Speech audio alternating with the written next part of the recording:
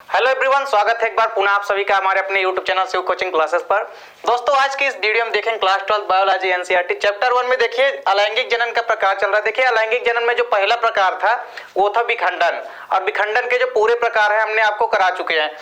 यदि आपने पुराने वीडियो नहीं देखे तो प्लेलिस्ट में जाके देख सकते हैं। देखिए इसके बाद जो दूसरा प्रकार है वो है प्लाज्मोटोमी। ठीक है, दूसरा प्रकार जो है वो अलैंगिक जनन का वो क्या है, प्लाज्मोटोमी। देखिए प्लाज्मोटोमी जो होता है यह केवल बहुकेंद्र की प्रोटोजोआ में पाया जाता है। ठीक है, बहुकेंद्र की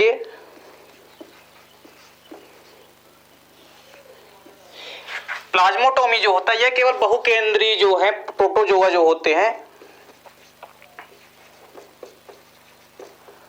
प्रोटोजोआ समझते हैं जो एक कोश की जीव होते हैं। तो जो बहुकेंद्र की प्रोटोजोआ होते हैं, जैसे एग्जांपल देखिए यहाँ पे, जैसे एग्जांपल के लिए यहाँ पे देखिए ओपेलाइना। ओपेलाइना में क्या होता है, प्लाज्मोटोमी होता है।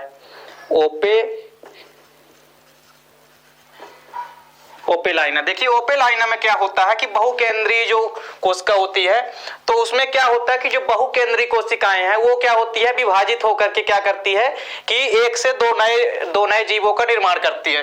देखिए यहाँ पे क्या है, ओपेलाइना का हम डायग्राम बना रहे हैं। देखिए सबसे पहले तो क्या याद रखना है कि यह केवल बहुकेंद्र की जो प्रोटोजोआ होते हैं तो उनमें पाई जाती है। एग्जाम्पल देखिए याद रखिए ओपेलाइना में। ठीक है, ओपेलाइना में क्या होता है कि बहुकेंद्रीय प्रोटोजोआ है। और देखिए इसमें क्या होता है, जैसे ओपेलाइना है, ये जो ओपेलाइना होती है जैसे कुछ इस प्रकार से जो ओपेलाइना होती है, देखिए पहले स्टेप में क्या होगा, ओपेलाइना एक नॉर्मल फॉर्म में रहेगी। ठीक है, यहाँ पे ओपेलाइना जो है, देखिए ओपेलाइना एक नॉर्मल फॉर्म में है। और क्या कहा हमने कि बहुकेंद्रीय प्रोटोजोआ में, तो ओपेलाइना के अंदर बहुत सारे ऐसे केंद्रक जो हैं वो प्रेजेंट होते हैं या उपस्थित होते हैं। अब देखिए अगले स्टेप में क्या होता है, ये जो ओपेलाइना होती है ये धीरे धीरे आकार में अपने क्या होती है, सिकुड़ने लगती है। और सिकुड़ करके अपने आकार में ये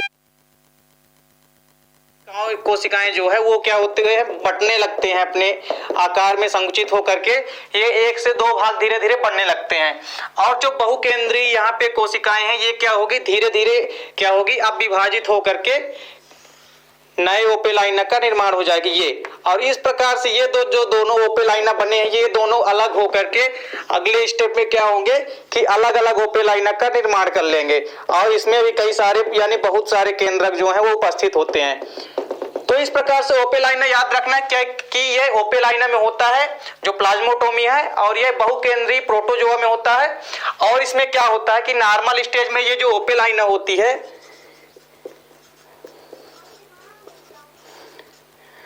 ये ओपेलाइना क्या करती है कि अपने आकार में संकुचित होने लगती है। और ये जो बहुकोश की कोशिका होती है, बहुकेंद्रीय कोशिका होती है, ये बहुकेंद्रीय कोशिका आकार में सिकुड़ने लगती है। और सिकुड़ करके ये जो दो भागों में धीरे धीरे बंटने लगती है। और लास्ट स्टेज में ये दो भागों में बन जाती है। यानी यहाँ पे एक ओपेलाइना से, यानी हम कह सकते हैं कि ये जनक ओपेलाइना से यहाँ पे हम समझ सकते हैं कि पुत्री ओपेलाइना का निर्माण हो जाता है। तो ये क्या हो गई, डॉटर ओपेलाइना।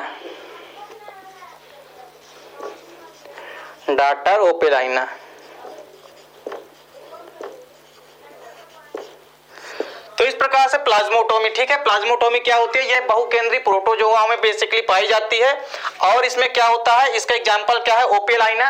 ओपेलाइना में क्या होता है कि नॉर्मल स्टेज में जो ओपेलाइना होता है बहुकेंद्रीय कोशिका युक्त होता है, तो बहुकेंद्र की होता है। और बहुकेंद्र की जो कोशिका युक्त होता है वो आकार में धीरे धीरे सिकुड़ करके दो भागों में बंटने स्टार्ट हो जाता है।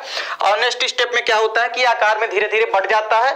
और अगले स्टेप में ये पूरी की पूरी तरह जो दोनों कोशिकाएं हैं वो आपस में अलग होकर के दो अलग अलग ओपेलाइना का निर्माण कर लेती है।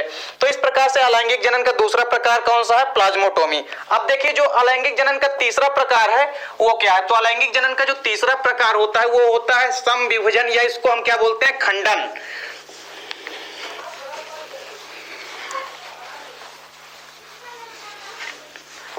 देखिए अलैंगिक जनन का जो तीसरा प्रकार होता है, ठीक है, अलैंगिक जनन का जो तीसरा प्रकार होता है या असेक्सुअल रिप्रोडक्शन का जो तीसरा टाइप्स होता है वो होता है खंडन। क्या होता है, खंडन। खंडन को हम क्या बोलते हैं, खंडन को हम बोलते हैं फ्रेगमेंटेशन।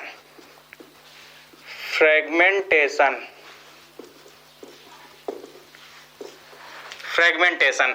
देखिए खंडन को हम समविभजन भी बोलते हैं। क्या बोलते हैं इसको, समविभजन। सम विभाजन का मतलब होता है कि समान रूप से कोशिकाएं जो होती है वो विभाजित होगी। अब देखिए यहाँ पे खंडन में क्या होता है, खंडन में देखिए कोई भी जीव जो है वो दो या दो से अधिक भागों में बढ़ जाता है, दो या दो से अधिक भागों में बढ़ जाता है। कोई भी जीव या कोई भी सेल जो है वो दो या दो से अधिक भागों में बढ़ जाती है।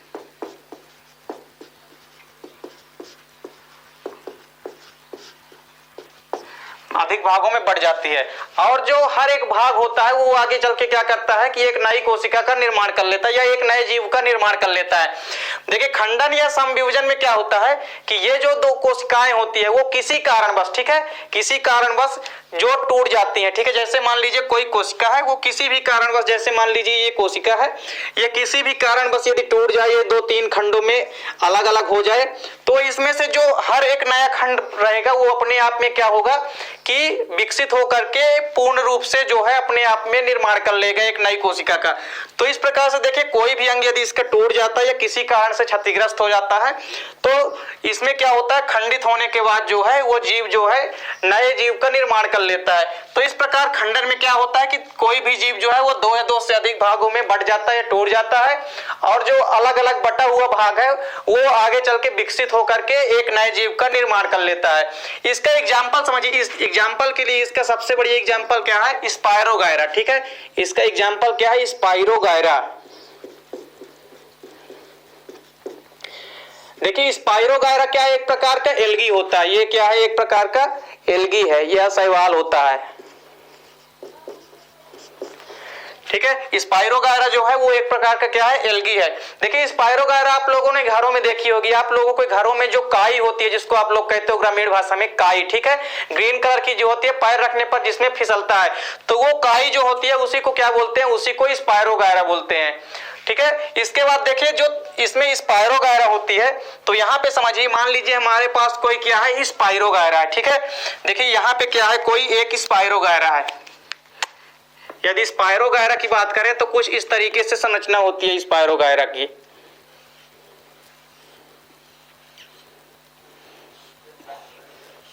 ये क्या है, स्पायरोगायरा।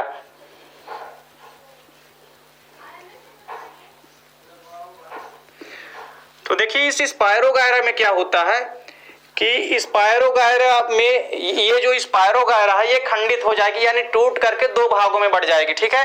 ये स्पायरोगायरा जो है वो टूट करके दो भागों में बढ़ जाएगी, ठीक है। एक भाग जो है अलग हो जाएगा और दूसरा भाग भी क्या हो जाएगा, इसमें अलग हो जाएगा। तो अब इसमें देखिए क्या होता है कि जो दोनों अलग अलग यहाँ पे भाग बनेंगे, ठीक है, जो दोनों स्पायरोगायरा के टूटे हुए भाग हैं ये आगे चल के विकसित होकर के एक नई स्पायरोगायरा का निर्माण कर लेंगे, ठीक है। ये दोनों टूटे हुए भाग है, यहाँ पे क्या है, कोई भी यहाँ पे जनक स्पायरोगायरा है, ठीक है, जनक स्पायरोगायरा, स्पायरोगायरा। तो देखिए जो जनक स्पायरोगायरा इसमें क्या होगा, विभाजन होगा और विभाजन के परिणाम स्वरूप यह टूट जाएगी और टूटने के परिणाम स्वरूप जो दो अलग अलग यहाँ पे स्पायरोगायरा है ये आगे चल के एक नई स्पायरोगायरा का क्या कर लेंगे, निर्माण कर लेंगे। तो इसमें जो है इससे पुत्री स्पायरोगायरा का क्या हो जाएगा, निर्माण हो जाएगा। तो इस प्रकार से देखिए ये स्पायरोगायरा भी पूरी तरह से एक नई स्पायरोगायरा में बदल गई और ये स्पायरोगायरा भी आगे चल के यहाँ पे एक नई स्पायरोगायरा में बदल जाती है। तो इस प्रकार समझिए यहाँ पे जो स्पायरोगायरा होता है उसमें क्या होता है, विभाजन या उसमें समविभाजन या खंडन होता है या फ्रेगमेंटेशन होता है। तो इसमें क्या होता है कि देखिए यहाँ पे एक स्पायरोगायरा से यहाँ पे दो पुत्री स्पायरोगायरा बन गए हैं, ठीक है, दो पुत्री स्पायरोगायरा का निर्माण यहाँ पे हो गया है। तो इस प्रकार खंडन में क्या होता है, कोई भी जीव जो है वो दो या दो से अधिक भागों में टूट जाता है और टूटा हुआ हर एक भाग जो है अपने आप में पूर्ण विकसित होकर के एक नए जीव का निर्माण कर लेता है। तो इस प्रकार से क्या होता है, तीसरा प्रकार जो है अलैंगिक जनन का या सेक्सुअल रिप्रोडक्शन का, वो क्या होता है, खंडन। देखिए इसके बाद जो चौथा प्रकार होता है अलैंगिक जनन का, जो चौथा प्रकार होता है वो होता है मुकुलन।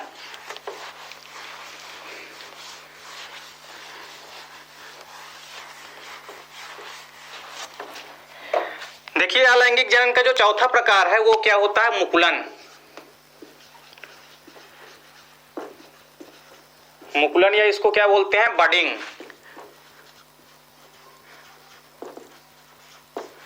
ठीक है। चौथा प्रकार क्या होता है लैंगिक जनन का? मुकुलन। देखिए मुकुलन में क्या होता है, जैसा कि नाम ही है मुकुलन, मुकुलन का मतलब होता है मुकुल, और मुकुल को क्या बोलते हैं? बड बोलते हैं या कलिका बोलते हैं। यानी इसमें क्या होगा, इसमें कलिकाएं बनेगी और कलिका जो होती है वो वृद्धि करके क्या करेगी, धीरे धीरे वृद्धि करके एक नए जीव का निर्माण कर लेगी।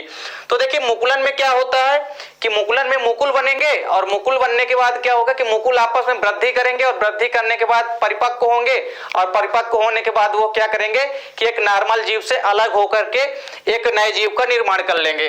तो देखिए यहाँ पे हाइड्रा में यदि मुकुलन समझे तो मुकुलन देखिए बेसिकली दो प्रकार का होता है, ठीक है।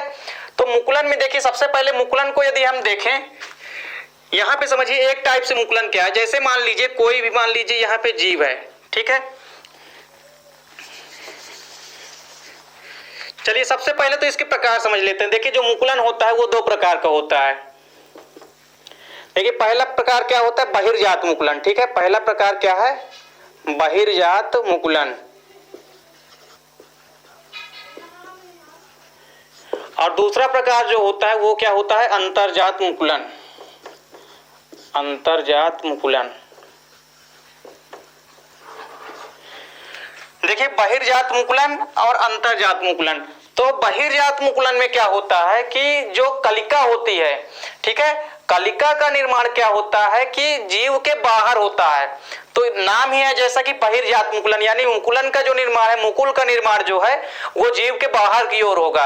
और इसके विपरीत जो अंतर्जात मुकुलन है, इसमें मुकुल या बड या हम कह सकते हैं कलिका का जो निर्माण होता है वो जीव के अंदर की ओर होता है। तो देखिए सबसे पहले तो यहाँ पे हम समझते हैं बहिर्जात मुकुलन, ठीक है। देखिए बहिर्जात मुकुलन में क्या होता है, बहिर्जात मुकुलन जो होता है इसका एग्जाम्पल क्या होता है। देखिए बहिर्जात मुकुलन जो होता है यह किसमें होता है, हाइड्रा में होता है, हाइड्रा में होता है, तथा साथ ही साथ किसमें होता है, स्पंजों में होता है।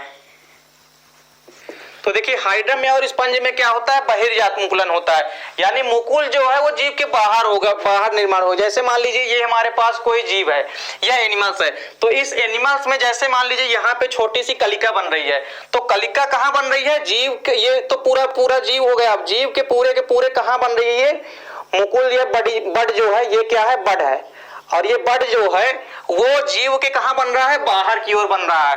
तो बाहर के ओर जब जीव के बड बनेगा तो उसको हम क्या बोलेंगे, बहिर्जात मुकुलन बोलेंगे, ठीक है।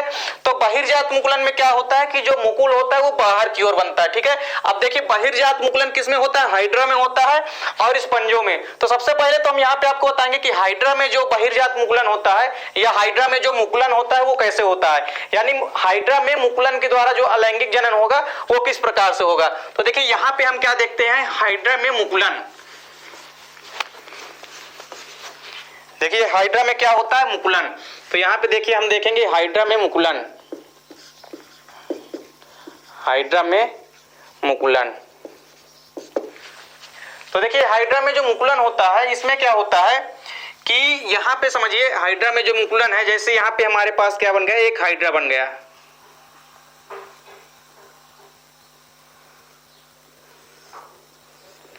ये देखिए ये हमारे पास क्या बन गया, एक हाइड्रा, ये क्या है, हाइड्रा,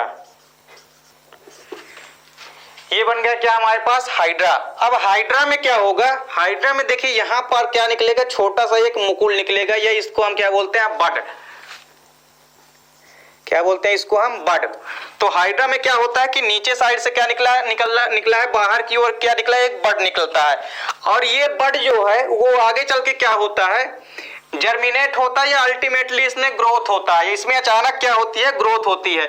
अब जब इस हाइड्रा में क्या होगी, इस हाइड्रा में अब जब ग्रोथ होगी तो इस ग्रोथ के परिणाम स्वरूप ये हाइड्रा क्या होगा, हाइड्रा में जो बड बना है या कलिका बनी है ये क्या करेगी, आकार में वृद्धि करेगी। तो आकार में ये वृद्धि करती है, ठीक है। और ये जो बड है वो और बड़ा होता जाता है, ठीक है। ये तो इस बड में क्या होता है, वृद्धि होती है और ये बड वृद्धि करके बड़ा हो जाता है, ठीक है। तो इसको हम क्या बोलेंगे, इसको हम बोलेंगे डेवलपिंग बड, डेवलपिंग बड, यानी इसमें क्या हो रहा है, डेवलप हो रहा है। बड जो है वो क्या हो रहा है, डेवलपिंग बड, यानी बड जो है वो क्या हो रहा है, विकसित हो रहा है या बड़ा हो रहा है। अब इसके बाद देखिए अगले स्टेप में क्या होता है, ये जो यहाँ पे पूरा का पूरा डेवलपिंग बड है ये क्या होगा, मैच्योर होगा, यानी अपने आप में एक परिपक्व कलिका का निर्माण हो जाएगा। ठीक है, यानी ये जो कलिका है ये धीरे धीरे क्या होगी, परिपक्व होती जाती है, यानी मैच्योर होती जाती है। अब देखिए ये जो कलिका है तीसरे स्टेप में क्या हो जाएगा, ये जो कलिका है ये आगे चल के क्या होती है, ये जो कलिका है आगे चल के क्या हो जाएगी, पूरी तरह से मैच्योर हो जाएगी। ठीक है, और इसमें क्या होने लगेंगे, इसमें भी बाहर की ओर फ्लैजिला जो है वो निकलने लगेंगे। अब देखिए इसमें क्या है, ये तो ऊपर के भाग क्या है, इसमें फ्लैजिला है, फ्लैजिला के द्वारा ये तो क्या करता है, हाइड्रा जो है वो गति करता है। अब देखिए इसमें क्या होगा, ये जो हाइड्रा है पूरी तरह से परिपक्व हो चुका है, जो बड या मुकुल बना है ये क्या हो चुका है, पूरी तरह से परिपक्व हो चुका है। तो इस अवस्था को क्या बोलेंगे, इस स्टेज को हम बोलेंगे मैच्योर बड, मैच्योर बड। अब देखिए ये जो मैच्योर बड बना है ये आगे चल के क्या होगा, इसमें से ये जो मैच्योर बड बना है ये इस हाइड्रा से अलग होकर के एक नए हाइड्रा का निर्माण कर लेगा। ठीक है, तो यहाँ पे समझिए कि ये जो मैच्योर बड है ये तो रहेगा ही, साथ में इससे जो ये नया बड बना है ये पूरी की पूरी तरह से जो है अलग होकर के एक नए हाइड्रा का निर्माण कर लेगा। ये तो इस प्रकार से यहाँ पे क्या है, न्यू बड है, ये क्या बन गया, न्यू बड बन गया या न्यू हाइड्रा बन गया, इसको हम क्या बोलते हैं, न्यू हाइड्रा। तो ये यहाँ पे एक नया हाइड्रा का निर्माण हो गया है। तो इस प्रकार से हाइड्रा में क्या होता है, मुकुलन होता है, और हाइड्रा में जो मुकुलन होता है वो कैसा होता है, बहिर्जात मुकुलन होता है। कैसा मुकुलन होता है, हाइड्रा में बहिर्जात मुकुलन होता है। ठीक है, इसके बाद देखिए हाइड्रा में तो होगा, इसके बाद क्या होता है, स्पंजों में भी सेम इसी प्रकार होता है। स्पंज में भी क्या होगा, स्पंज में भी ऐसे क्या निकलेंगे, बड होगा। जैसे स्पंज की संरचना यदि हम देखें तो कुछ इस टाइप की होती है, स्पंज की यदि हम संरचना देखें तो कुछ इस टाइप की संरचना स्पंजों में होती है। अब स्पंज में क्या होता है कि यहाँ पे ऊपर की ओर क्या होते हैं, माइक्रोपाइलिड में क्या होते हैं, कई सारे यहाँ पे क्या होते हैं, छिद्र होते हैं। ठीक है, तो पोर्स होते हैं कई सारे, तो उन पोर्स में क्या होगा, ये जो बड है इससे किनारे किनारे से कई सारे छोटे छोटे बड निकलेंगे इस प्रकार से, और ये छोटे छोटे बड जो हैं वो बड़े होकर के नई स्पंज का निर्माण कर लेते हैं। तो इस प्रकार से हाइड्रा में और स्पंज में क्या होता है, बहिर्जात मुकुलन होता है। ठीक है, तो इस प्रकार से हाइड्रा में क्या होता है, मुकुलन होता है। देखिए इसका जो दूसरा प्रकार है, ये जो हाइड्रा में मुकुलन है ये तो बहिर्जात मुकुलन के अंतर्गत आता है। ठीक है, यानी इसमें कलिका जो है वो बाहर की ओर बन रही है जीव के। इसके बाद देखिए जो अंतर्जात मुकुलन होता है वो यहाँ पे हम समझते हैं। तो देखिए बहिर्जात मुकुलन तो यहाँ पे हो गया। अब इसके बाद देखिए अंतर्जात मुकुलन।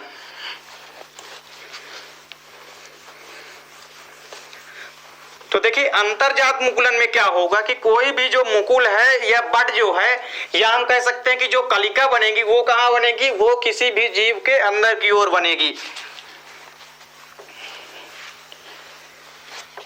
चलिए तो यहाँ पे हम क्या देखते हैं, अब यहाँ पे जो मुकुलन का दूसरा प्रकार है, पहला तो हो गया बहिर्जात मुकुलन जो हाइड्रा में हो गया, दूसरा क्या है, दूसरा यहाँ पे देखेंगे हम अंतर्जात मुकुलन। अंतर्जात मुकुलन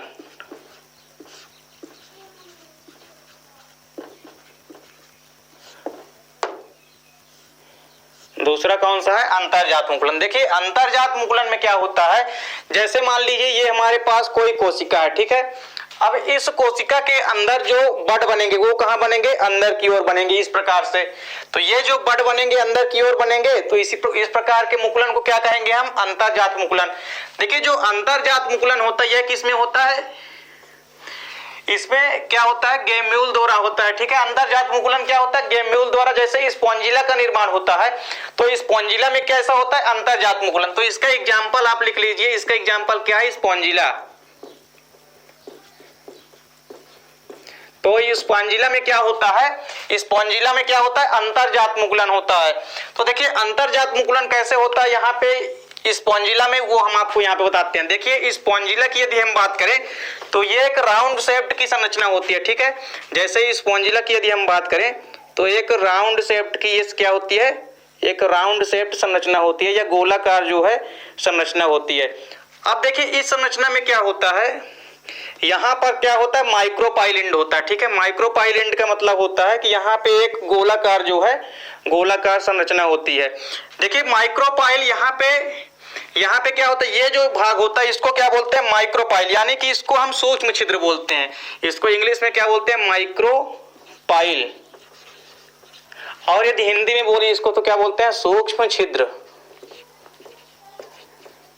सूक्ष्म छिद्र। देखिए जो माइक्रोपाइल है, सूक्ष्म छिद्र क्या होगा, बाहर की ओर खुला रहेगा ये भाग। अब देखिए इसमें क्या होगा, ये जो चारों, ये जो गोलाकार भाग है, ठीक है, ये जो गोलाकार भाग है इसके चारों तरफ देखिए यहाँ पे कंटकी युक्त संरचना, यानी कटीले युक्त जो है वो संरचना जो है वो होती है, ठीक है, जो कि इसको क्या बनाती है, सुरक्षात्मक बनाती है। ये स्पॉन्जिला को क्या बनाती है, स्पॉन्जिला को सुरक्षित बनाती है। देखिए इसमें दो लेयर दिख रहे हैं, जो बाहर की ये लेयर है, एक ये लेयर है। तो बाहर वाली जो लेयर है इसको हम क्या बोलेंगे, बाहर वाली लेयर को हम क्या बोलते हैं, आउटर लेयर। क्या बोलेंगे इसको हम, आउटर लेयर। आउटर लेयर का मतलब होता है ये बाहरी भित्ति है, ठीक है, बाहरी भित्ति है। और इसके बाद देखिए आउटर लेयर है, ठीक है, बाहरी झिल्ली है। और इसके बाद जो एक है ये इनर लेयर है, यानी अंदर वाली जो लेयर है, अंदर वाली जो परत है उसको क्या बोलेंगे, इनर लेयर। तो ये क्या है, इनर लेयर है, यहाँ पे अंदर वाला भाग है। तो देखिए यहाँ पे दो भाग होते हैं, आउटर लेयर और इनर लेयर। अब देखिए यहाँ दोनों भागों के बीच में क्या होता है, कुछ कंटकी युक्त संरचना होती है, यानी इसको स्पिकल्स बोलते हैं। क्या बोलते हैं इसको, स्पिकल्स बोलते हैं, यानी कटीली युक्त संरचना बोलते हैं, इसको हम स्पिकल्स बोलते हैं, ठीक है, इसको हम स्पिकल्स बोलते हैं। देखिए इस स्पिकल्स के सहारे ये क्या होती है, अपने आप को सुरक्षित महसूस कर पाती हैं। अब देखिए ये जो माइक्रोपाइलिन है ये बाहर की ओर क्या है, एक छिद्र है, इसको क्या बोलते हैं, सूक्ष्म छिद्र बोलते हैं। और यहाँ पे जो बाहर की लेयर है वो है आउटर लेयर, और अंदर की लेयर जो है वो है इनर लेयर, यानी बाहरी परत, और ये क्या है, आंतरिक परत। अब इसमें देखिए क्या होता है, इसमें अंदर की ओर कई सारी छोटी छोटी आर्कियोसाइट्स की कोशिकाएं बनती है। देखिए स्पॉन्जिला के अंदर साइड जो है कई सारी जो है छोटी छोटी आर्कियोसाइट्स की कोशिकाएं बनती है। ये पूरी की पूरी आर्कियोसाइट्स की कोशिकाएं अंदर की ओर बनती है। ये पूरी की पूरी जो कोशिकाएं बनी है, ये किसकी कोशिकाएं बनी है, ये आर्कियोसाइट है। इनको बोलते हैं आर्कियोसाइट कोशिकाएं। इसको क्या बोलते हैं, आर्कियोसाइट कोशिकाएं। आर्कियोसाइट कोशिकाएं, ठीक है, ये है आर्कियोसाइट। तो देखिए आर्कियोसाइट जब बन गया तो आर्कियोसाइट में क्या होगा कि आर्कियोसाइट क्या होंगे, अपनी आकार में जैसे थोड़ी वृद्धि करेंगे, तो वृद्धि करने के बाद ये क्या करेंगे कि माइक्रोपाइल जो एंड है, यानी जो सूक्ष्म छिद्र है, तो सूक्ष्म छिद्र से बाहर निकलेंगे।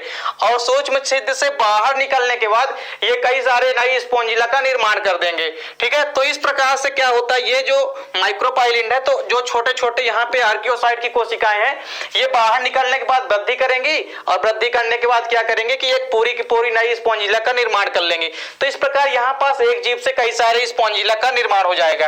तो यहाँ पे क्या है, स्पॉन्जिला में देखिए ये जो संरचना क्या है, ये है स्पॉन्जिला में अंतर्जात मुकुलन, ठीक है, ये क्या है, स्पॉन्जिला में अंतर्जात मुकुलन, स्पॉन्जिला में अंतर्जात मुकुलन।